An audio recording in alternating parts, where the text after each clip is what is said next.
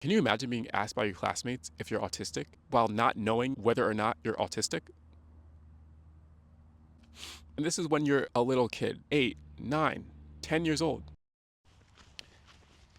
When I was 13 years old, my parents forced me to go to therapy because they viewed me as a socially stunted, friendless loser. I couldn't understand it at the time, but there were a lot of social skills that I just didn't have. Growing up, I was never the person that fit in. I was never the person that had lots of friends. I had people that I talked to in school and people that I would hang out with when I was younger. I guess I would call them friends at the time, but by the time middle school came around, I stopped hanging out with people outside of school. They saw what other kids were doing. Other kids would go out to different events, have fun with each other. There were some people that I met in school that I got along with, and we would hang out outside of school as little kids. We'd have, our play dates organized by parents, and we would hang out. But as I got older, we went our separate ways, most of us, and I was trying to meet new people, but I didn't really have many friends. My sense of humor and my interests have always been different from most people living around me. When I was in elementary school, people were getting interested in, being more grown up and talking about more relatively mature topics and joking about them. That never really was interesting to me. So I was kind of just not part of the crowd in that way. Part of my sense of humor would be to go around the classroom with a sweater wrapped around my head and saying that I'm a babushka because I was reading a book where one of the main characters was a babushka. And I thought that was funny, and so did some of my classmates, but most of them just did not. But that to me was like peak humor. So when people got older and began making, typical sexual jokes and things like that, I just couldn't relate to it and I couldn't find it funny. Not that I intentionally tried not to find it funny, I just didn't find it funny. That type of humor just never attracted me and it still doesn't. But then by the time I got older, past elementary school, I realized that some of these same friends had begun to ditch me for the popular kids. I remember some of these friends began to make fun of my appearance, and I've heard every possible insult about my appearance, which I feel is actually beneficial because I don't have any false misconceptions about how I look. But at the time, it was hurtful. I had to figure out a way to deal with that. And for me, it was best to just separate from them. So that's what I did. And so going into middle school, people began to talk about and even participate in more of these more mature activities, which I couldn't because I wasn't allowed to, but also I just didn't have the interest in. For the most part, you were either into that type of stuff or you were into super nerdy things. And I was never super nerdy. I wasn't really much of an academic person in school. So I was just not fitting into either group. And I guess my parents thought that I was having some type of problem. And really, I was actually. One thing that I found an interest in, though, was videography. I would do animations. I would do music videos and skits, all based off of characters on a virtual world game that I played. Shout out to Fantage, great game. I became so enthralled by this whole thing that I would go to school, come home, and just edit, write scripts, try to create new types of animations, and watch tutorials, all these things I was learning about. So people my age were mostly going out to parties and sporting events and all these different things, while I would just go home, sit on my computer, and then just go to school the next day. So one day my parents decided that they were going to put me into therapy. They said, "You're going to therapy, you have an issue." And I said, "No, I don't want to go." And they said, "We don't care, you're going. And you're going to go to multiple sessions and you don't have any choice." So I was pretty upset by that, but I had to go. So this therapist actually changed my life. He taught me about what it means to be a normal person in social interaction. Because growing up, there's just so much that I didn't know. In elementary school, people would ask me if I was autistic. They would ask me to my face, "Are you autistic?" Can you imagine being asked by your classmates if you're autistic while not knowing whether or not you're autistic?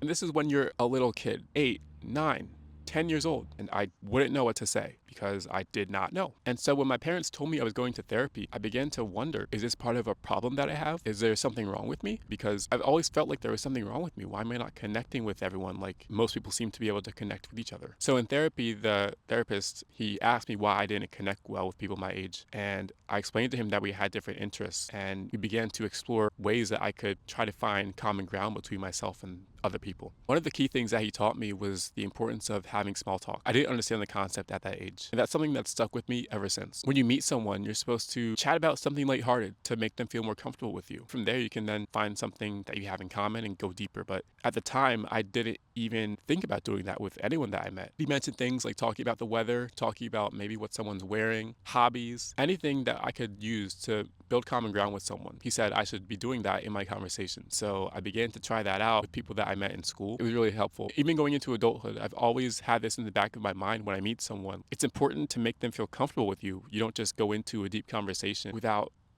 laying some type of groundwork. The therapist also asked me about activities that I like to do and why I didn't invite people to do them. And I explained to him that I just didn't feel close to people around me. And so he mentioned that I should probably try to find something in common with people and invite them to go do that. For example, he mentioned that I should invite someone to go to the movies with me because I like to watch movies. He mentioned that I could ask someone to go watch a movie, play a sport with me, because I was interested in basketball at the time. There were people that I used to play with on a recreational team, but after I quit because I knew it wasn't good enough, I just stopped playing for the most part, apart from at summer camp. And he mentioned that I can use an interest like sport as a way to build common ground with someone. So from that point onward, I began to view sport not just as something to do for fun, but something that I can use to connect with people. Whatever the interest is, there's always something that you have in common with someone, and you can use that to get to know them on a deeper level. But you have to start with something that you have in common. At that time, I was just shutting off and not even exploring that because I thought it wasn't necessary. And I thought that people didn't really want to do anything with me anyway, so why bother?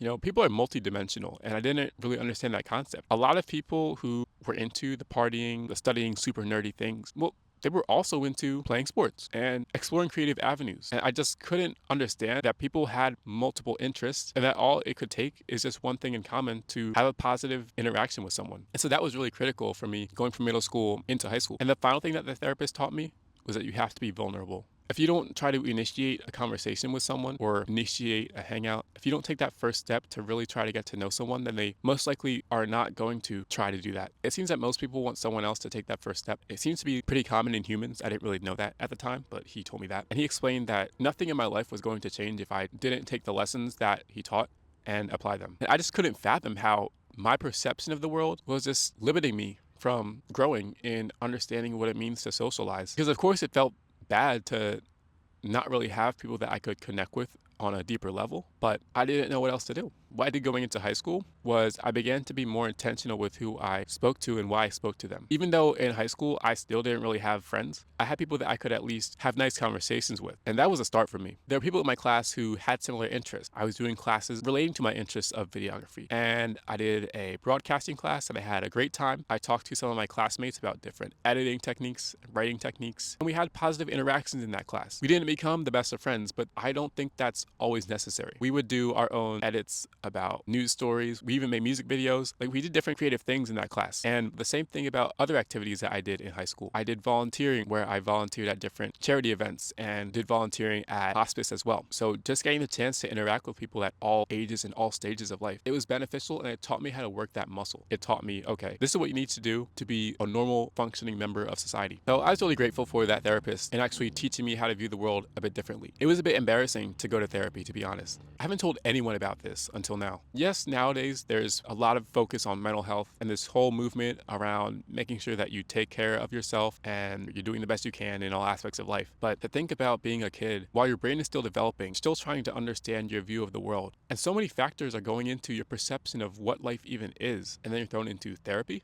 Who are you going to tell about that? Are you going to tell your classmates? Do you want to be made fun of more? Is that what you want? People already make fun of you for a bunch of things that you have no control over. Now, some of the things you do have control over, but why do you bring more ridicule upon yourself? I think that it was still a really valuable experience. Yeah, going forward, I just feel like I've been a lot more equipped with understanding how to handle different interactions with people who I connect well with and people who I don't connect well with. And it's because of that groundwork that was laid during those sessions with the therapist. So I'm truly thankful for that experience, even though it was really embarrassing at the time, because I would not be the person that I am today if I had not guidance during a time of struggle. I think that to whoever needs to go to therapy, for whatever the reason is, you could be having a million different types of problems in your life. Go to therapy for one of them. Try it out. See how you can grow from it, how you can learn from it. I think that the stigma around mental health really has gone down a lot. That's a beautiful thing. It's truly beautiful. Be open to new experiences. Be open to new types of connections. You never know where a conversation can go. But I just think it's really important to make sure that you understand yourself more. And therapy is a great way to do that. So, yeah, be sure to like and subscribe. Let me know what you think about this. Comment below your experiences with therapy. I want to know what your thoughts on this are. What are your experiences with struggling to socialize as you go through school, middle school, high school, college? I want to know what you think. So, comment, like, and subscribe. And I'm out.